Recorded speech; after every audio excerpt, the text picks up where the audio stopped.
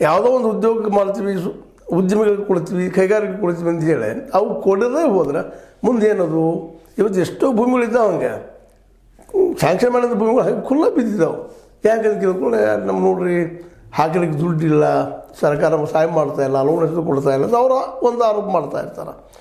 ಅಂದ್ರೆ ಇಲ್ಲೇ ಏನಾಗಿದೆಪ್ಪ ಪರಿಸ್ಥಿತಿ ಅಂತಂದ್ರೆ ಭೂಮಿ ತೊಗೊಳ್ಳೋದು ರೈತರದು ಕಡಿಮೆ ರೇಟಿಗೆ ಅದನ್ನು ತೊಗೊಂಡು ಮುಂದೆ ಅದನ್ನು ಊರು ಡೆವಲಪ್ ಆದಂಗೆ ಅದು ಲ್ಯಾಂಡ್ ಆಗಿ ಪರಿವರ್ತನೆ ಮಾಡೋದು, ಕಡಿಮೆ ರೇಟು ಹೈಯೆಸ್ಟ್ ರೇಟು ಒಟ್ಟಿನಲ್ಲಿ ಕೈಗಾರಿಕೆ ಉಪಯೋಗ ಆಗೋದು ಕೊಟ್ಟರೆ ಅವ್ರಿಗೆ ಸಾಲ ಸಿಗೋದಿಲ್ಲ ಅಂದ ತಕ್ಷಣ ಅಲ್ಲಿಯೂ ಸಹಿತ ನಮ್ಮ ಕೈಗಾರಿಕೆ ಮಾಡುವಂಥ ಉದ್ಯಮಿದಾರರು ಮಾಡಲಿಕ್ಕೆ ಹೋಗೋದಿಲ್ಲ. ಅವರು ಸಮಸ್ಯೆಗಳು ಈ ಹಿಂದೊಮ್ಮೆ ಚರ್ಚೆ ಮಾಡಿದ್ವಿ. ಪಾಪ ಕೈಗಾರಿಕೆ ಉದ್ಯಮಿಗಳು ಇರ್ತದೆ, ಒಂದು ಸ್ವಲ್ಪ ದುಡ್ಡು ಇರ್ತದೆ, ಭೂಮಿ ತೊಗೊಳ್ತಾರೆ, ಮತ್ತೇನೋ ಆಯಿತು.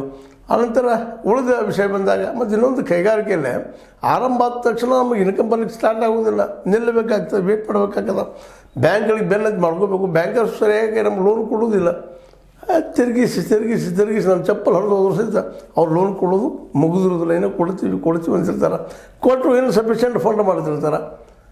10 ಲಕ್ಷ ಹೇಳಿದಾಗ 1 ಲಕ್ಷ 2 ಲಕ್ಷ ಕೊಡ್ತಾರೆ. ಆದರೆ ಇದ್ರ ಅರ್ಥ ಏನಪ್ಪ ಅಂದ್ರೆ ವರ್ಕಿಂಗ್ ಕ್ಯಾಪಿಟಲ್ಗೂ ಆಗೋದಿಲ್ಲ, ಮೂಲ ಅಲ್ಲಿ ತಂದ ವಸ್ತುಗಳಿಗೂ ಆಗೋದಿಲ್ಲ. ಪ್ರತಿ ತಿಂಗಳು ಬಡ್ಡಿ ಹೆಚ್ಚಾಗ್ತಾ ಹೋಗ್ತಿರ್ತದೆ. ಕೊನೆಗೆ ದಿವಾಳಿ ಅಂತ ಘೋಷಣೆ ಮಾಡ್ಕೊಳ್ಳೋದು. ಆಮೇಲೆ ನಿಮ್ಗೆ ಗೊತ್ತಾದ ಪ್ರೊಸೆಸ್ ಏನಂತೇಳಿ ಕೇಂದ್ರ ಸರ್ಕಾರ ಯಾವ್ದಾರ ಸರ್ಕಾರ ವಿಶೇಷ ಕೇಂದ್ರ ಸರ್ಕಾರ ರಿಟರ್ನ್ ಅಪ್ ಮಾಡೋದು, ಮತ್ತೇನು ಮಾಡೋದು. ಆ ರಿಟರ್ನ್ ಅಪ್ ಆದ ದುಡ್ಡು